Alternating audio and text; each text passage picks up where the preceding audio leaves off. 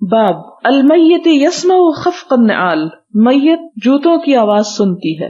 یعنی میت جو ہے جب مردہ دفن کیا جاتا ہے تو جو دفنانے کے لیے آتے ہیں وہ واپس جا رہے ہوتے ہیں تو وہ آواز اس کو سنائی دے رہی ہوتی ہے. اس سے یہ بھی پتہ چلتا ہے کہ قبرستان میں جوتے پہن کر جانے کی اجازت ہے.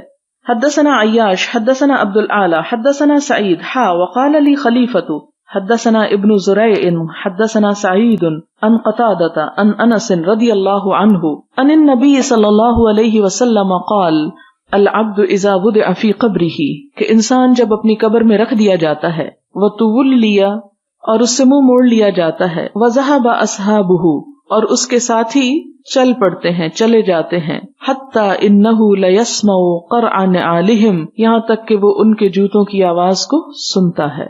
یعنی اسی وقت اس کے پاس منکر نکیر پہنچ جاتے ہیں، اس کو اٹھا بٹھاتے ہیں اور اسے پتہ چل رہا ہوتا ہے کہ میرے سب رشتہ دار جو ہیں اب واپس جا رہے ہیں. اتاہ ملکانی، دو فرشتے اس کے پاس آتے ہیں، فاقعداہ، اسے دونوں بٹھا دیتے ہیں، فیقولان لہ، تو دونوں اس سے کہتے ہیں، ما کنت تقول فی ھذا الرجل، اس شخص کے بارے میں تم کیا کہتے ہو، محمد صلی اللہ علیہ وسلم. فیقول اشہد ان عبد اللہ ورسولہ، تو وہ شخص کیا جواب دیتا ہے کہ میں گواہی دیتا ہوں کہ وہ محمد صلی اللہ علیہ وسلم اللہ کے بندے اور اس کے رسول تھے. فیقال، تو اس سے کہا جاتا ہے، انظر الی مقعدک من النار، اپنی جگہ آگ میں دیکھ لو، ابدلک اللہ بہ، اللہ نے تجھ کو بدل دیا اس کے ساتھ، مقعدا من الجنہ، جنت کی جگہ کے ساتھ. یعنی ہر انسان کے لیے جنت بھی ہے اور جہنم بھی ہے. اور یہ جنت و جہنم کیا ہے؟ جیسے ایک اور حدیث سے پتہ چلتا ہے کہ چٹیل میدان ہے، زمین کے ٹکڑے ہیں دو. انسان اگر نیک کام کرتا ہے تو اس کی جنت تیار ہوتی ہے، اور اگر برے کام کرتا ہے تو اس کی جہنم بھڑکتی ہے، اور بالآخر وہ وہاں پہنچ جاتا ہے جہاں اس کا عمل غالب آتا ہے. کیونکہ کوئی انسان ایسا تو نہیں ہو سکتا جو صرف نیک کام کرنے والا ہو، اور کوئی ایسا بھی نہیں ہو سکتا جو صرف برے کا برا ہو. ہر انسان سے دونوں طرح کے عمل ہوتے ہیں. فیصلہ کس پر ہوگا کہ کس کے کون سے اعمال بڑھ گئے. اب آپ دیکھیں کہ وہ حصہ جہنم کا جو اس شخص کے لیے مخصوص تھا، اگر وہ اسے بھرنے کا کام کرتا، وہ اس کو دکھایا جاتا، وہ فلاں جگہ دیکھ رہے ہو، کس طرح دکھایا جا رہا ہوگا، کوئی نشان ہوگا، کوئی علامت ہوگی، کوئی کسی طرح پوائنٹ آؤٹ اس کی طرف کیا گیا ہوگا، بہرحال تو اس کو بتا دیا جائے گا کہ وہ حصہ تھا تمہارا، اگر تم برے کام کرتے تو وہاں پہنچتے، لیکن چونکہ تم نے برے کام چھوڑ کر اپنے نفس کو مار کے اچھے کاموں کی طرف توجہ کی، لہٰذا اللہ تعالیٰ نے اس ٹکڑے کے عوض جنت کا یہ ٹکڑا تمہارے نام کر دیا، اب تمہارا ٹھکانہ یہاں پر ہوگا. اور یہ کس کو توفیق ہوگی؟ جو یہ جواب دے سکے کہ محمد صلی اللہ علیہ وسلم اللہ کے بندے اور اس کے رسول ہیں. تو یہاں پر کیا ہوگا؟ فَيُقَالُ انظر إِلَى مَقْعَدِكَ مِنَ النَّارِ أَبْدَلَكَ اللَّهُ بِهِ مَقْعَدًا مِنَ الْجَنَّةِ قَالَ النَّبِيُّ صلی اللہ علیہ وسلم، تو نبی صلی اللہ علیہ وسلم نے فرمایا فَيَرَاهُمَا جَمِيعًا، تو وہ ان دونوں جگہوں کو دیکھے گا. اس سے کیا پتا چلتا ہے؟ قبر میں پہنچ کر انسان جہنم بھی دیکھے گا اور جنت بھی دیکھے گا.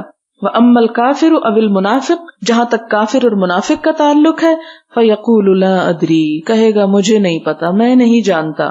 كُنْتُ أَقُولُ مَا يَقُولُ النَّاسُ، میں وہی کہتا تھا جو لوگ کہتے تھے. اور کیا ہمارا حال یہی نہیں ہے کہ ہم وہی کہتے رہتے ہیں جو آج تک سنا سنایا؟ یعنی ہمارا دین کس پر قائم ہے، کس پر مبنی؟ ہم اگر مسلمان تھے صرف بورن مسلم نہیں تھے، اور ہم بھی وہی کچھ نہیں کر رہے تھے کہ جو سنا سنایا، جو کسی نے کہہ دیا وہی کر لیا. یقینی علم تو نہیں تھا ہمارے پاس بھی. اسی لیے تو علم حاصل کرنا ہر مسلمان مرد اور عورت پر فرض ہے. تو اس کو فرض اسی لیے کیا گیا کہ ہر شخص جانے اور علم یقینی حاصل کرے اور اپنی آنکھوں سے دیکھے عین الیقین کے ساتھ. لہذا منافق کہے گا، اور منافق کی بات یہاں اس لیے آ گئی کہ اس کا بھی دل تو کافر ہی تھا نا. فَيَقُولُ لَا أَدْرِي كُنْتُ أَقُولُ مَا يَقُولُ النَّاسُ فَيُقَالُ لَا دَرَيْتَ وَلَا تَلَيْتَ، نہ تو نے جانا نہ تو نے پڑھا. یہ دو لفظ تو مار جاتے ہیں بندے کو. لا دریت ولا تلیت، نہ تو نے جاننے کی کوشش کی اور نہ تو نے پڑھنے کی کوشش کی. درا اور تلا یتلو، کہ تو نے پڑھ کے ہی نہ دیکھا. تو اس سے کیا پتہ چلتا ہے کہ علم حاصل کرنے کے لیے صرف کان کافی نہیں، نگاہوں کو استعمال کرنا بھی ضروری ہے، اور نگاہوں کے ساتھ زبان استعمال کرنا بھی ضروری ہے. کیونکہ علامہ بالقلم، اور قلم کس لیے استعمال ہوتا ہے؟ لکھنے کے لیے. تو علم کے ذرائع کیا ہیں؟ دیکھیں آپ قرآن پاک میں سورت القلم، قلم کے نام کی سورت موجود ہے، اور ہماری اکثریت قلم اٹھانے سے ہی غافل ہے. اس وقت آپ پاکستان کا لٹریسی ریٹ دیکھیں تو آپ کہاں پٹھے کہ مسلمان ہو کر اتنے لوگ علم سے کوئی واسطہ اور تعلق ہی نہیں رکھتے. ان کو کوئی خبر نہیں، دنیا کا نہیں جانتے، دین کا کیا جانتے ہوں گے؟ کیونکہ دین کا جاننے کے لیے پہلے دنیا کا جاننا ضروری ہوتا ہے۔ آپ کو اردو پڑھنی آئے گی تو آپ قرآن کی تفسیر پڑھ سکیں گے، یا آپ اس کو اپنی زبان میں سمجھ سکیں گے، یا عربی پڑھنی آئے گی تو آپ آگے بڑھ سکیں گے۔ اور ہمارے بہت سے لوگ جو صرف انگریزی پڑھتے رہتے ہیں اور عربی یا اردو کو ایک حقیر شے سمجھتے ہیں، ان کو بھی اپنے خیالات پہ نظر ثانی کرنی چاہیے کہ ٹھیک ہے انگریزی پڑھ کے ہم دنیا تو بنا سکتے ہیں، اور اس میں کوئی شک نہیں، بنانی چاہیے۔ اللہ نے یہ نہیں کہا کہ دنیا میں جا کے احمق اور پاگل بن کے رہو اور وہ نہ سیکھو جو تمہارے سیکھنے کے لیے فائدہ مند ہے، لیکن صرف وہ سیکھ کر اپنے آپ کو بڑا کانفیڈنٹ فیل کرنا اور دین کے بارے میں کچھ نہ جاننا، یہ پھر اپنے اوپر ایک بہت بڑی زیادتی ہوگی۔ لہٰذا قرآن اور سنت رسول صلی اللہ علیہ وسلم ایسی چیزیں نہیں جو صرف سن لی جائیں۔ سننا اگرچہ بہت امپورٹنٹ ہے، لیکن سننا پہلا سٹیپ ہے جاننے کا اور سیکھنے کا، اور اس کے بعد یہاں سے کیا پتہ چلتا ہے؟ لا دریت ولا تلیت، کہ پڑھنا نہایت ضروری ہے، کیونکہ پڑھنے سے ہی عین الیقین سے حق الیقین تک انسان پہنچتا ہے اور علم یقینی حاصل ہوتا ہے۔ ثم یضرب، پھر اس کو مارا جائے گا، بمطرقۃ من حدید، لوہے کے ہتھوڑے سے۔ مطرقہ، طرقہ کا مطلب ہوتا ہے کھٹکھٹانا، مارنا، طارق بھی اسی سے ہے۔ مطرقہ جس سے زور زور سے مارا جاتا ہے، ہتھوڑا مراد ہے۔ عموماً ترجمہ میں لفظ گرز استعمال ہوتا ہے جو ہماری اردو میں ان نون سا لفظ ہے اور ہمیں سمجھ نہیں آتی یہ گرز کیا ہوگا، اس کا سائز اور اس کا وہ سب کچھ کیا ہے۔ لفظ ہتھوڑا بولیں تو پتہ چلتا ہے کہ ہتھوڑا کیا بلا ہے، اور اس سے مارا جائے، کسی کا سر پھوڑا جائے تو بچے کیا باقی۔ بمطرقۃ من حدید ضربۃ، کہاں مارا جائے گا؟ لا حول ولا بین اذنیہ، اس کے دو کانوں کے درمیان۔ کانوں کے درمیان اس لیے کہ دونوں کانوں کو استعمال نہیں کیا نا، دو کانوں کے بیچ میں مار لگائی جاتی ہے۔ فیصیح صیحۃ، اس سے وہ مردہ چیختا ہے۔ کتنا چیختا ہے؟ یسمعها من یلیہ، سنتی ہے ہر وہ چیز جو اس کے آس پاس ہوتی ہے۔ الا الثقلین، سوائے دو بوجھوں کے، اور یہ دو بوجھ کون سے ہیں؟ جن اور انسان۔ اور کیوں نہیں سن سکتے؟ کہ سننے کے لیے ضروری ہوتا ہے کہ وہ فریکوینسی آپ کے سننے کے مطابق ہو۔ جیسے بیٹ کی آواز آپ نہیں سن سکتے، جیسے ٹپ ٹاپ کی آواز آپ نہیں سن سکتے، اسی طرح مردے پہ کیا بیتتا ہے وہ بھی آپ نہیں سن سکتے۔ اور آپ نے بار بار پڑھا کہ اگر سن لے انسان تو بے ہوش ہو جائے، اگر سن لے انسان تو زندہ نہ رہ سکے۔ تو یہ زندگی چونکہ اللہ کو قائم رکھنی تھی، اس لیے ہم سے وہ چیزیں پوشیدہ رکھی گئی، غائب کی گئی۔ اور اگر انسان سن لے تو پھر امتحان بھی ختم۔ جب انسان کو نظر آ جائے کہ حقیقت یہ ہے تو پھر اس کے بعد کون ہے جو اس کی اصلاح نہ کرے اپنی۔ لیکن بات یہ ہے کہ ہمارا امتحان یہ ہے کہ ہم اللہ اور اس کے رسول صلی اللہ علیہ وسلم کی باتوں کو اتنا ہی یقینی سمجھیں، اتنا ہی ان پر ایمان رکھیں جتنا ایمان ہمارا کسی چیز کو اپنی آنکھوں سے دیکھ کر اور اپنے کانوں سے سن کر آتا ہے۔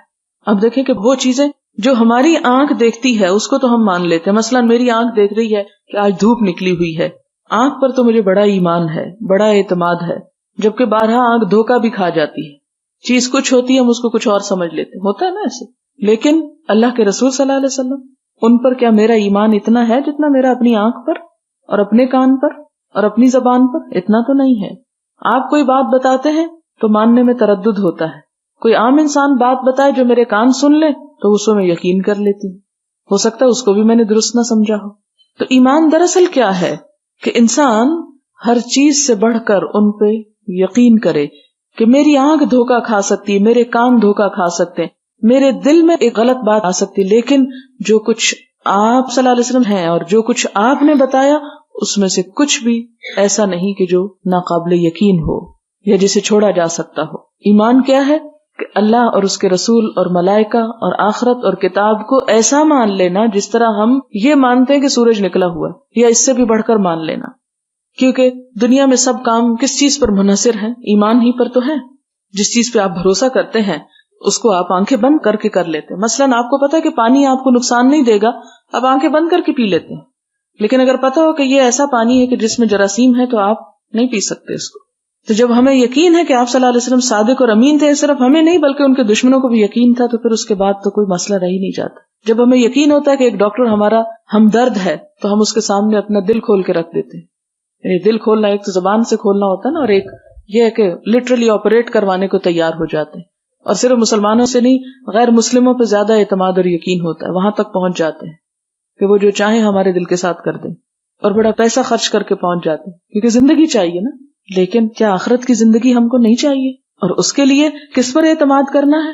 اللہ کے رسول صلی اللہ علیہ وسلم پر ان پر اعتماد ہوگا اور ان کے سپرد اپنے آپ کو کریں گے، تو یہی دراصل ایمان ہے. ایمان سپردگی کا نام ہے. اسلام سبمٹ کرنا، حوالے کر دینا کہ آپ جو چاہیں کریں، جو چاہیں میرے بارے میں فیصلہ کر دیں، میں ہر لحاظ سے راضی ہوں، مجھے اس پر کوئی اعتراض نہیں، میرے دل میں اس پر کوئی شک نہیں. یہی تو دراصل ایمان ہے کہ شک سے بالا ہو جائے انسان. اس حدیث سے پھر کیا پتہ چلتا ہے کہ اصل ایمان کیا ہے؟ حضور صلی اللہ علیہ وسلم سے تعلق، آپ کی محبت، آپ کے اسوہ حسنہ کو فالو کرنا، آپ کی قربت، آپ کے طریقوں کو جاننا، آپ کی حقیقت کو پہچاننا. کیونکہ اگر زندگی سے آپ کو نکال دیا جائے تو کچھ بھی نہیں بچتا. ہم تو اللہ تعالیٰ تک بھی نہیں پہنچ سکتے. اللہ تعالیٰ کی جو صحیح معرفت اور پہچان ہمیں ملی وہ کس کے طفیل ملی؟ محمد رسول اللہ کے طفیل صلی اللہ علیہ وسلم. لہٰذا صحیح مسلمان بننے کے لیے ضروری ہے کہ آپ صلی اللہ علیہ وسلم سے صحیح بنیادوں پہ تعلق استوار، یعنی آپ کی صحیح معنوں میں پہچان ہو کہ ہم واقعی پہچان جائیں کہ یہ ہے اللہ کے رسول صلی اللہ علیہ وسلم. یعنی آپ کے طور طریقے اور آپ کی سنت اور آپ کے اعمال، اقوال، احوال، افعال سب کچھ اتنا رچ بس جائے کہ جب آپ ہمارے سامنے آئیں تو ہمیں آپ اجنبی نہ لگیں، جانے پہچانے لگیں اور ہم آپ کو پہچان جائیں. مثال کے طور پر آپ ایک شخص کے بارے میں بہت سنتے ہیں لیکن آپ نے اس کو دیکھا نہیں ہوتا، تو باوجود اس کے کہ آپ نے دیکھا نہیں ہوتا، آپ کے ذہن میں ایک اس کے بارے میں تصور بن جاتا ہے کہ وہ ایسا ہوگا، ایسا ہوگا، ایسا ہوگا، اس کے حلیے کے بارے میں، اس کی گفتگو کے بارے میں، اس کی تمام چیزوں کے بارے میں. اور پھر وہ آپ کے سامنے آتا ہے تو بغیر اس کے کہ کوئی آپ کو بتائے وہ فلاں ہے، آپ خود پہچان جاتے ہیں کہ یہی فلاں ہو سکتا ہے. مثلاً بعض اوقات لوگ کہتے ہیں اچھا وہ فلاں لڑکی ہے، ایسی ہے، ویسی ہے، اس کو دیکھنا ہے، فلاں جگہ چلیں گے، اس کو دیکھیں گے. تو آپ جب اس محفل میں پہنچتے تو خود ہی پہچاننے کی کوشش کرتے ہیں اچھا وہ جس کے بارے میں جو یہ بتائے گا تو وہ کون سی ہو سکتی. اور بہت دفعہ آپ کا وہ جو تصور ہے یا جو امیجنیشن ہے وہ درست ہوتا ہے. اور کون سا تصور کتنا درست ہوتا ہے؟ جتنا زیادہ آپ اس کے بارے میں معلومات رکھتے ہوں اور جتنا آپ اس کے بارے میں سوچ سکتے ہوں. اللہ کے رسول صلی اللہ علیہ وسلم اگر ہماری سوچوں کا مرکز اور محور نہ ہو تو پہچاننا مشکل ہو جائے گا.